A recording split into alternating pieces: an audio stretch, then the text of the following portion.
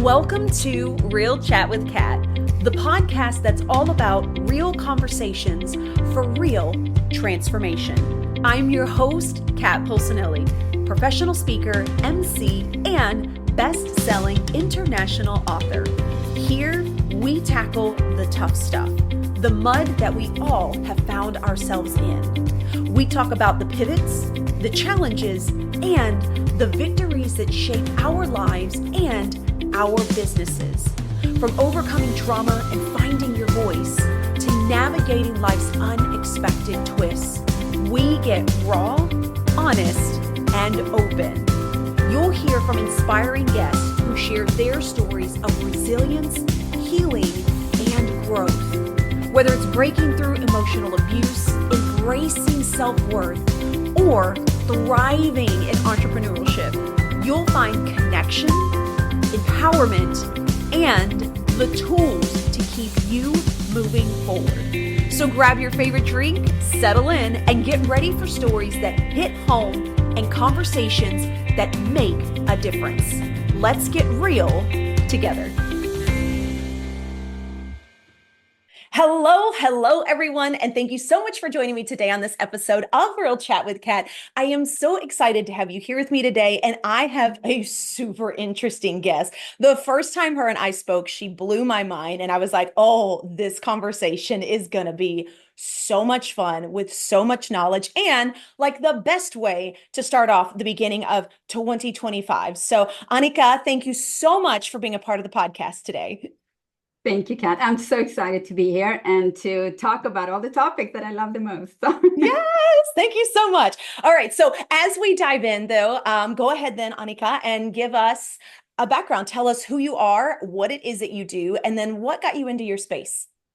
Yeah, so I'm an evolutionary nutritionist, and I'm the founder of Evolutionary Nutrition. And it's something that's basically come forth through the pressure cooker of my life and my experiences over the last, 25, 30 years.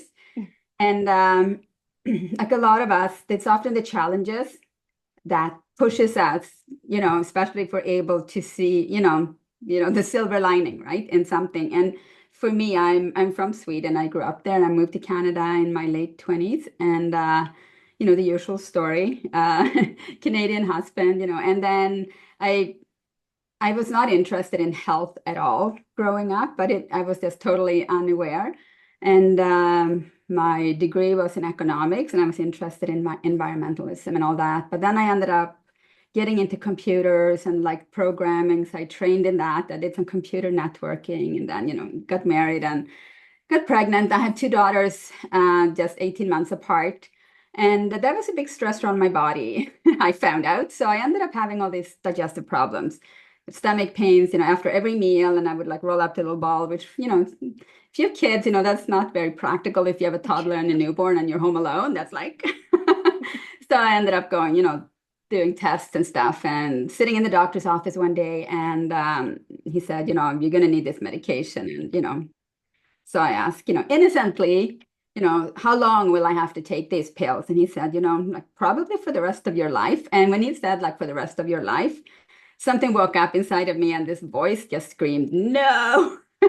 So I went home and I looked in my bookcase, and this was back in the day when we had book clubs. You're probably too young to remember that, but you kind of join a book club and you get to choose like 8 books for free. So I had one book on health, and I read that book cover to cover, and I started making a lot of changes. Like when I do something, I don't do anything like I'm going to do this slowly. Either I do it or I don't. That's just my personality. So I made all these changes very quickly to how we ate, where I shopped. I discovered all these health food stores, and this was a long time ago. So, it was hard to find organic food. You kind of had to work for it a little bit. And since I was home with my kids and I hadn't really gone back to work to do IT stuff, I was like, this thing just woke up in me, like this thing that's been waiting. And it's like, yeah, it's time. I'm going to start studying holistic health. So I started, with herbal, homeopathy, nutrition.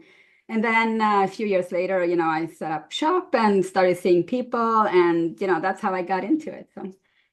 And I think this is so wonderful that, you kind of had like this moment, a realization where your body was like, oh no.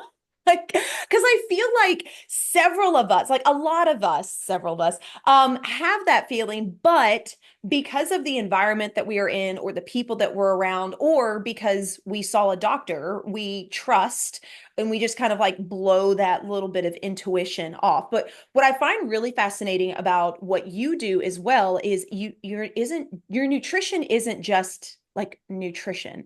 There's like a whole nother level and layer to understanding nutrition for your body and how it works and how it operates with everything else. And I would love for you to give everybody a little bit of a dive into that piece as well, because anyone can have the label as a health nutrition, right, specialist or a nutritionist, but I don't think I have met anyone that dives into the realm that you do. And I want the listeners to understand where you are coming from with the depth of understanding that you have, and not just, that we should eat better foods.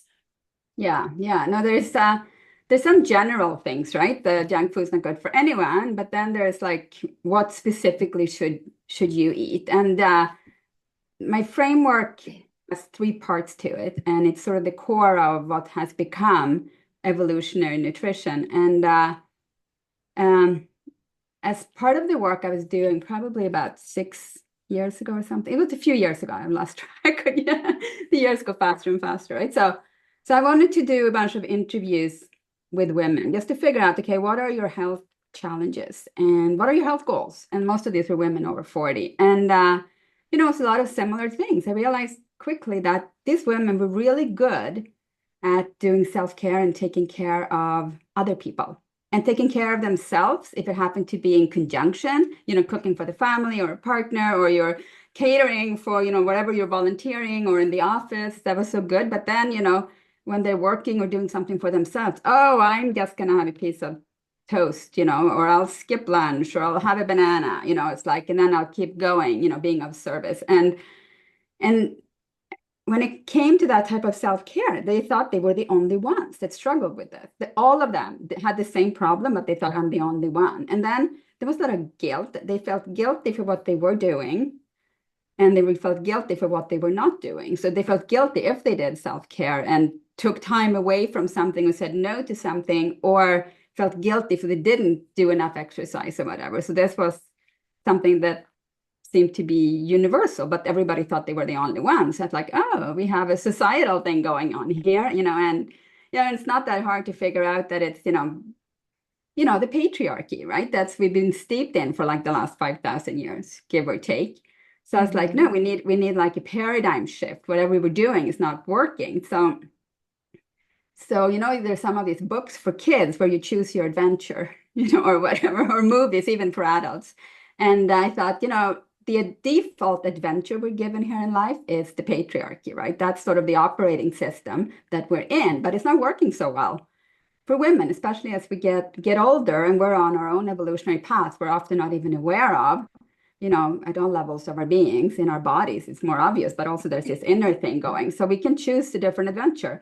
And for me, we can let go of the patriarchy where we actually are made to feel guilty if we take care of ourselves, and we haven't been taught or trained by role models how to do this, right? So in my framework, the first circle, three overlapping circles. The first circle is self-compassion first. Let's choose your adventure. And when we do that, we do self-care from a different vantage point. And it's not about, okay, so we may do self-care in the form of the latest diet that worked for our coworker or our neighbor or a cousin. But we're doing it so we can lose weight. And when we lose weight, we're going to look different in other people's eyes. And when they look at us differently, they're going to value us. So we're doing it for external validation, or that just to be seen at all, because society really doesn't want to see women as we get older, into our 50s, 60s and beyond, right? So when we can do self-care from a place of, I'm enough, self-compassion I don't have to worry about being enough. Even if we do the same thing, it's from a different vantage point. So that's where I started. That's the first circle. And then the second circle is the outer game. That's what I call it. So it's basically what to do. And, if you open social media or read an article or wherever, we're just bombarded by information of what to do. This worked for me and this and that. And so that's usually not a problem, but it's usually something that worked for someone else. and we don't understand. So when I work with clients one-on-one or in some of my group programs, I'm able to use something called integrative genetics. That's Dr. Penny Kendall Reed's amazing work to put this together.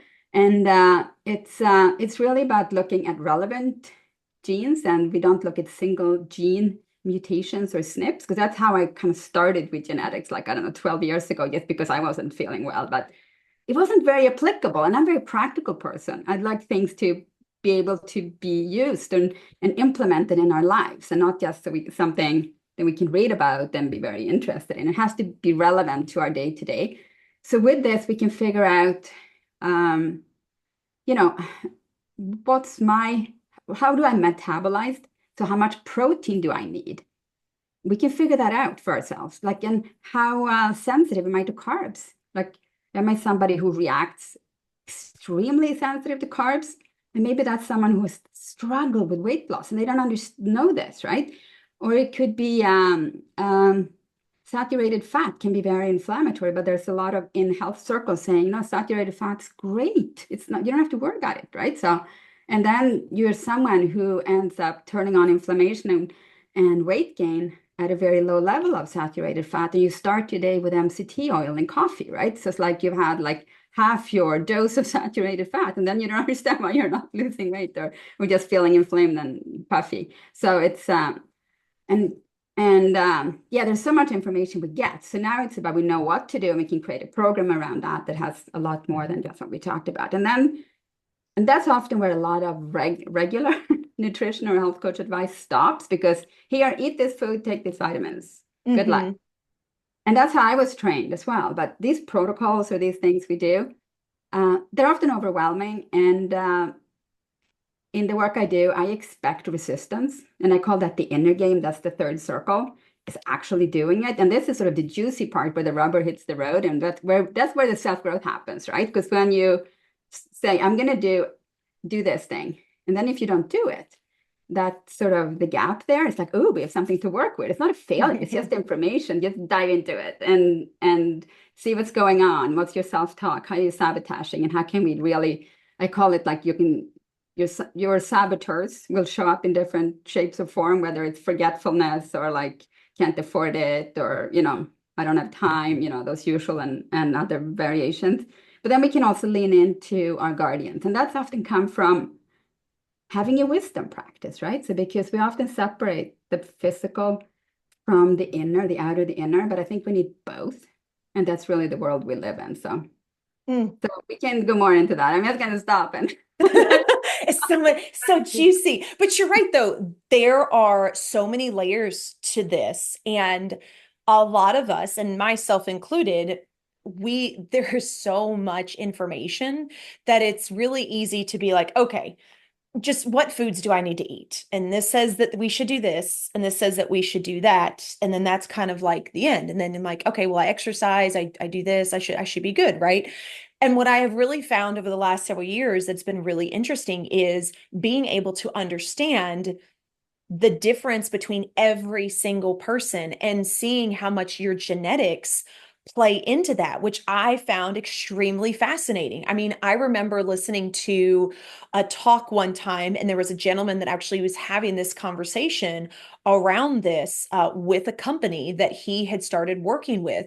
And he said he was doing all the things that everybody said you should do. He was making sure he got his vegetables in and his fruits and different things. And then what they found out was one of the things that he was starting off with almost every single day was blueberries in, his cereal or whatever it is that he was having. And when they went back and actually did testing, they found out that the blueberries were causing inflammation in the body. And I was like, whoa, wait a minute. Time out. I thought blueberries were good for us. But I think that's what it is we have been taught this very black and white book of these are the fruits and vegetables that are good for you. This is what you should make sure you have in your diet, and not realizing that based on our genetics, based on our family trees and all these other things that play in part, yes, it may be good for some, but it may not work the best for your body. It doesn't make it a bad vegetable or a bad fruit. It's just, it's the way that your body reacts to it, just like different chemical combinations and how they react to each other. And there's certain things that you're like, oh, don't mix those things. And it's really interesting to me to see that there are so many more layers to this. And then at the same time, don't go Google this, everybody, because you will find so many things on so many levels of so many rabbit holes, and it becomes extremely overwhelming, right? I mean, and like you said, we have these societal things that are already put in place that we've been living by. They are the standards, right? And I think that we are really moving into an era where there may be some outliners that we can use, but there aren't necessarily standards when it comes to the body because everyone is so uniquely different. And I think that that's kind of the beauty of, this next step that we're kind of moving into is starting to understand what that even means. So for people that are thinking, I don't know what genetics even mean or has to do with the body and what I'm eating, can you give them a little bit of a breakdown just to simplify and give an explanation to kind of bring everyone together to understand what we're kind of diving into? Yeah. So we have for a gene, there are two components, but yet one allele from my mom and or one from my dad, right? So, and one is called normal and one is called variant. The normal is usually associated with the positive aspects of presentation, and the variant is the one that often has the negative expression. So there are three things we can have. We can have two of the normal, or we can have one of each, or we can have two of the variant, right? So, and then depending on if there's a negative aspect, if we have two of the variant, we're going to be struggling more than if we have one of each, right? Or the normal. But then we have to look at groupings of genetics, of genes, I should say, specifically for metabolism, for how we detox. There's phase 1 and phase 2 detox. And it's important to know, are you fast or slow? Because let's say, for example, something like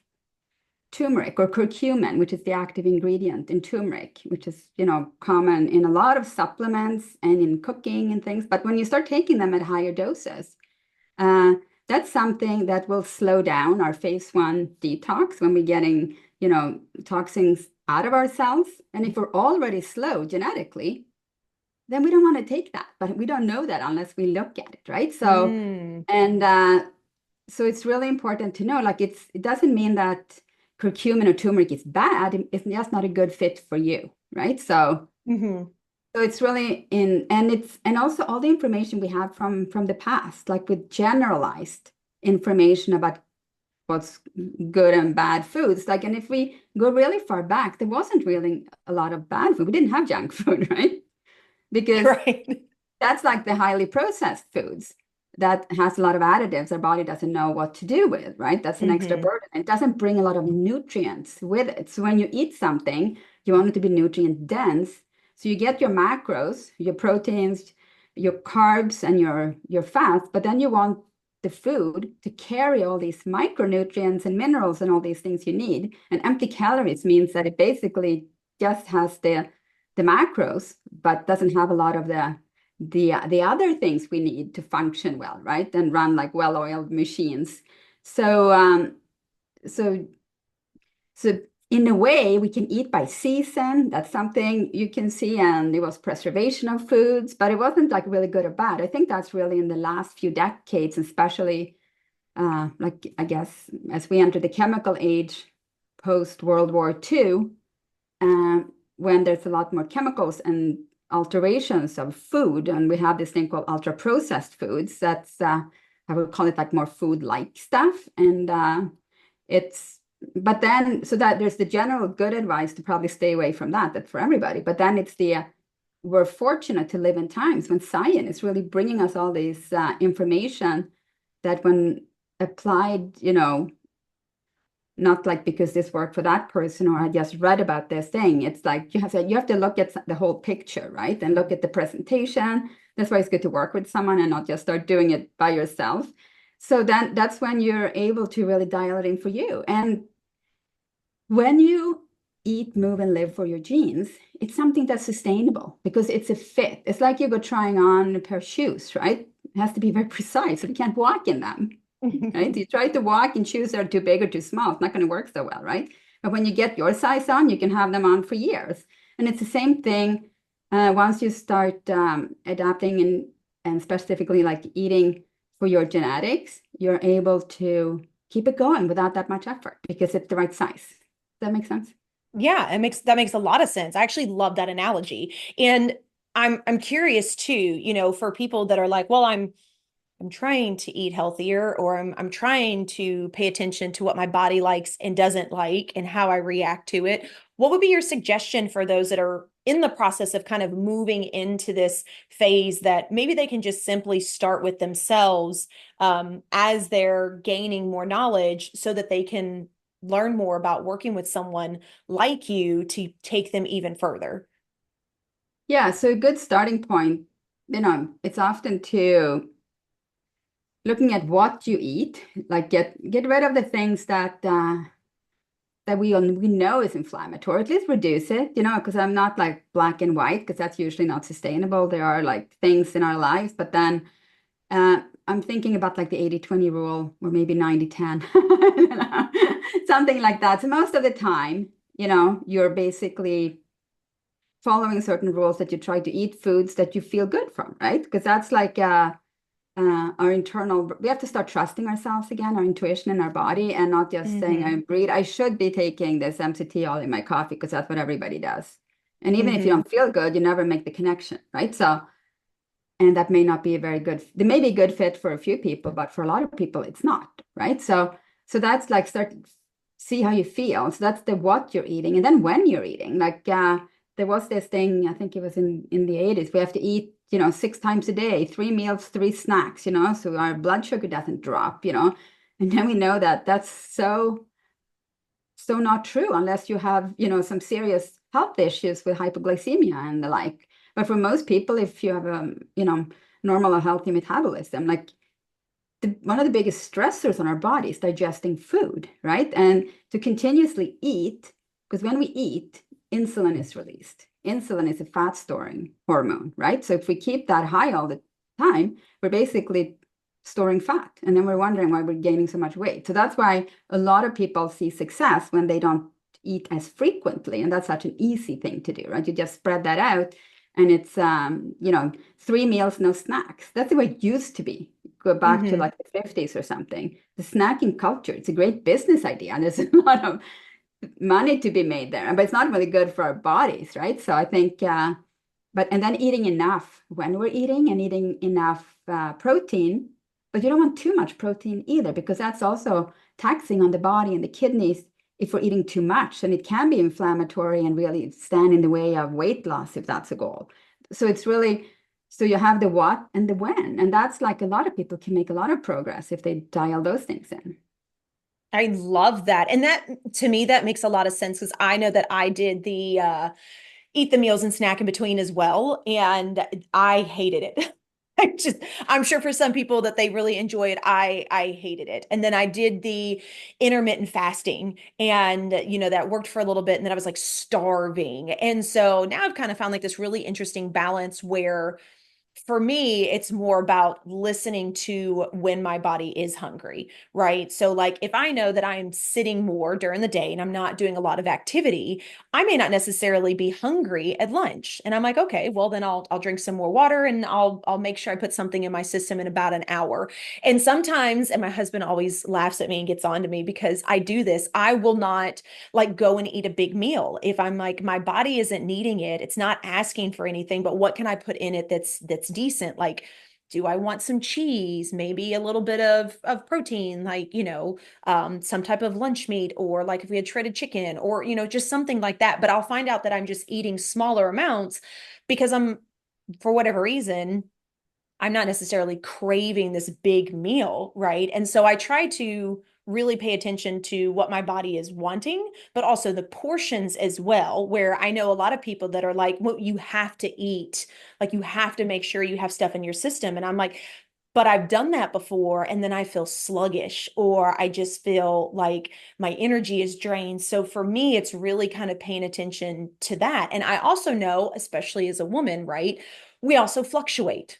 We're not like guys where they're a little bit more stable. So there are times during the month where I eat small amounts because for whatever reason, I'm just not craving stuff. So I may do like a smoothie to make sure I have something in my system that's got like some protein in it.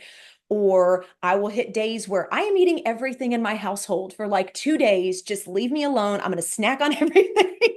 I'm not saying that's the best either, but women, that's like a whole nother level of listening to your body where we do go through these ups and downs of how much we are wanting or what we are wanting and how to be, I feel like a little bit more aware of that as well. So you don't like beat yourself up when you hit those certain plateaus or down times. And if I'm wrong on any of it, please, elaborate. But I feel like this is kind of what has worked for me over the last couple of years of just like really, really intentionally paying attention to what my body is wanting and how much it's wanting at any given time.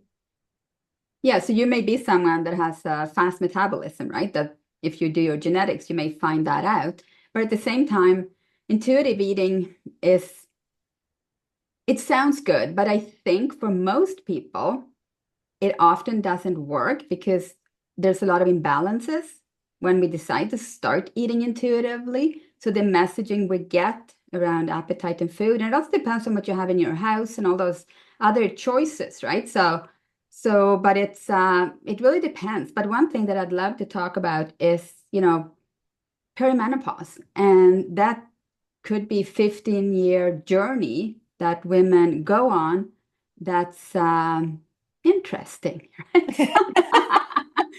And I love that the conversation is like it's happening a lot more, and Mm-hmm. we can be open about it and understand how complex of a transition it is and how individual it is, and being aware of so many different symptoms that can show up and how they change over these years. For some people, they're in this perimenopausal stage for a short time. For others, it can be like up to 15 years, starting in their mid 30s, right? So, and uh, and really keeping that in the picture when new symptoms or fatigue or bloating, headaches, mood things, or just things starts happening, keep that in mind, and also that it's shifting. But that's what we see physically in the body, right? But at the same Mm-hmm. time, what's happening is I was listening to a naturopathic doctor actually talk on this topic on as recently as last night, and I love her phrasing. She said it's like puberty in reverse, right? Interesting. So puberty is about hormone changes, right? And we Mm-hmm. go from being, you're an infant to a child to you know, growing into our adolescence. And then we have the hormonal shifts, and and then we, as women, we end up with like, about 30 years of reproductive years, right? And the hormones that run the show then, like estrogen, is really loud, right? And estrogen is the hormone associated with nurturing and caring, And it's evolutionary. That's not all bad because that's when we have our kids, right? And it's good if we don't just have them and leave them by their wayside. Right? So there's an evolutionary purpose for us to be nurturing and caring, during those years. But society thinks that's the way we are.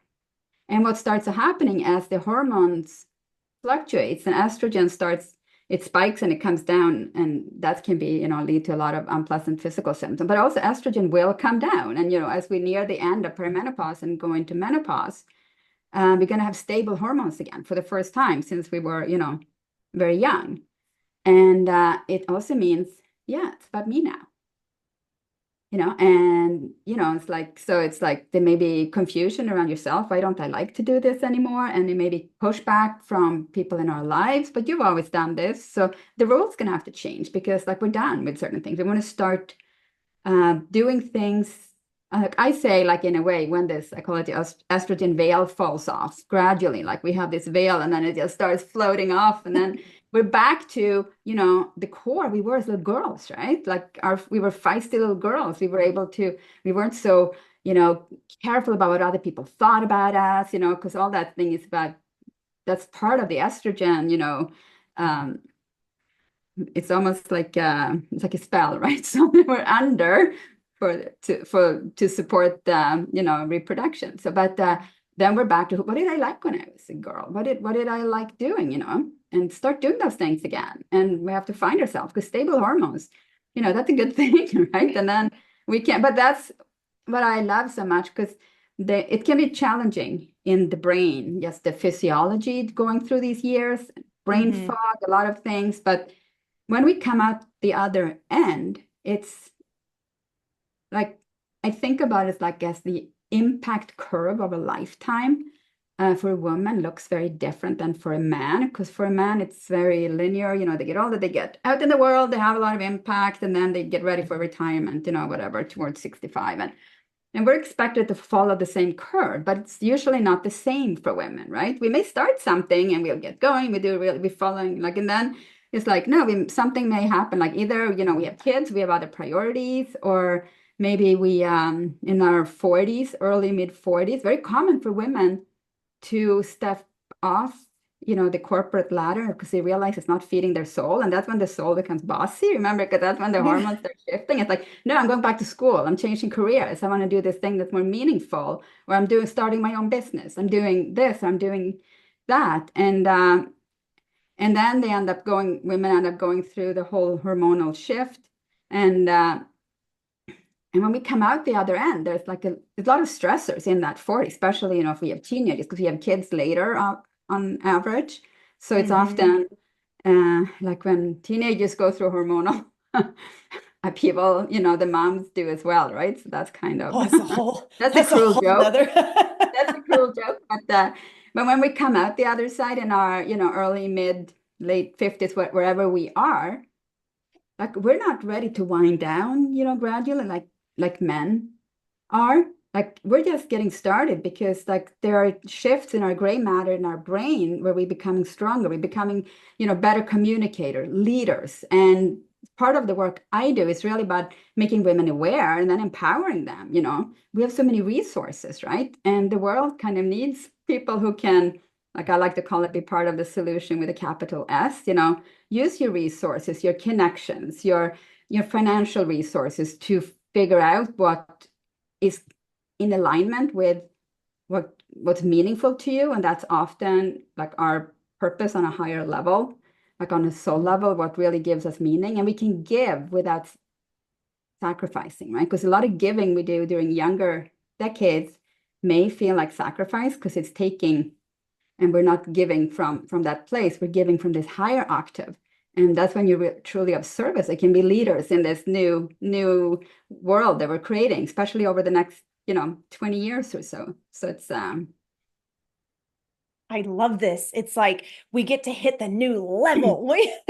I do. It's actually really interesting, and I appreciate you bringing this up too, because I feel like I've talked to a lot of women that are in different stages of their life, but there is a commonality of feeling like once my kids are grown and everybody is done and I'm not having to nurture and like I am taking care of myself, what do I do now? And it's really interesting that you bring this beautiful piece of value and information of like, this is where you get to step into the next level. Like, this isn't the end of your life. This is like the beginning of the next stage of the more of the me stage. And I think that's a beautiful testament that women need to be aware of, because I think that we tie ourselves to who we are when we're married or when we're with a partner, when we have children. And as those paradigms start to shift and people grow up and everything like that, we want to stay put with those old beliefs, those old beings, those old feelings, when in reality, it's like, no, that door is closed. We get to open up this one and we get to explore all over again. So I think that this is a beautiful testament and a great reminder to women that are out there that like, it's not over yet. For a lot of you, it's just beginning, and it gets to be even more exciting than the first few chapters or whatever it was in your life. This is not the end. And I think that that is, I just find that really exhilarating. I feel like now I want to go tell like everybody that I know that's like in their 50s to be like, guess what? The veil has come off. You now get to I love it. I absolutely love it because when you think about it, you always think of I attest it to when men have what they call their midlife crisis. And so that's kind of like their stage of like buying the sports car and like doing something different. I almost kind of feel like that's kind of what it is for us, but it's in a more meaningful way. Sorry guys, no offense to you, but I feel like it's in a more meaningful way because we're starting to regain who it is that we truly are, and we get to start taking off all the labels that we've had for years because of certain situations and parenting or all of that. And now we get to create the next label that we choose to have on ourselves. And how cool is that to get to relabel yourself without having to, completely start over or take a bunch of pills to figure it out. Like you get to re-explore life, but in a age where there's a lot more knowledge and experience behind it. And like you said, kind of letting go of that caring what people think or how they see me kind of vibe. And really getting to like lean back into you. Yeah. And knowing that it's not binary, right? It's not like, okay, everybody's moved out now. We're empty nested. Now I'm starting. Because I think we have to start doing it when the knock comes on the door, right? Uh, and it happens usually in our 40s, right? So just starting, and if we don't know, and often if we don't know that we're going to have these physical symptoms that we're having, we don't realize it's part of the hormonal shift because people haven't known because it's so many different symptoms. But if we can be just as raising awareness, if this is going to happen, it can look so many different ways. So you don't have to wonder, where did I go? Who am I now? Like what's going on? And if you know these things are going to happen physically, and then it's really important because some of these things can be very disruptive. So it's really important to support yourself, get the support you need, so you're able to do this inner work, right? So, and being able to just start by, it's not like all or nothing, right? You just start by maybe letting go of some things that no longer fit, whatever that is in your life. And that will open up space for something new to come in. Maybe it's a hobby or something you just like doing for yourself, and doing it because it's self-compassion first without feeling guilty, right? Because you're in a way you're going beyond the patriarchy and you're being part of the future. And this is really important for, especially you have daughters, but for everyone, because you're being a role model, right? You're showing by doing and how you take care of yourself as you're going through these stages. And then it's almost like the big gift comes, once we get into this postmenopausal years. And it's probably going to be the most fun years of your life if you can get some of it a little bit right, because it's not like all or nothing, right? Because that's such a black and white thinking. And it's like, and it's never too late, like how we start and just being aware that we live in this world that's manifest, seen, and also the unmanifested. That's our inner life. We live in the outer world and the inner world, and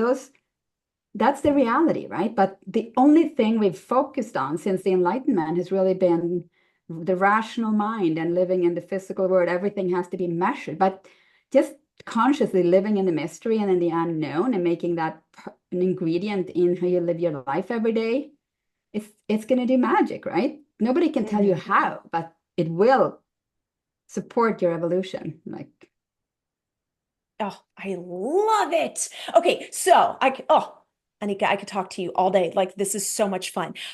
So obviously learning your genetics is going to be a huge component of things like this.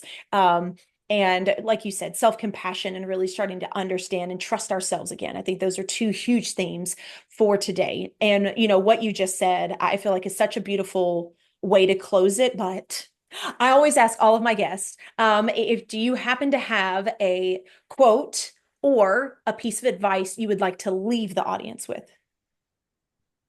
Yeah, you know what? Where is that quote? See if I can find it. There's one that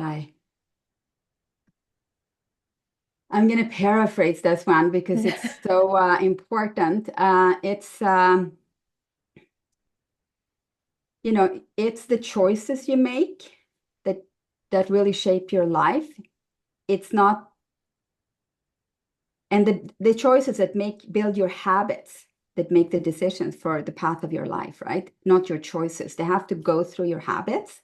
So it's this indirect, I can't remember exactly how the quote goes, but it's like we think it's our choices in the moment, right? But it's the choices we do that establishes our habits that really shape our lives.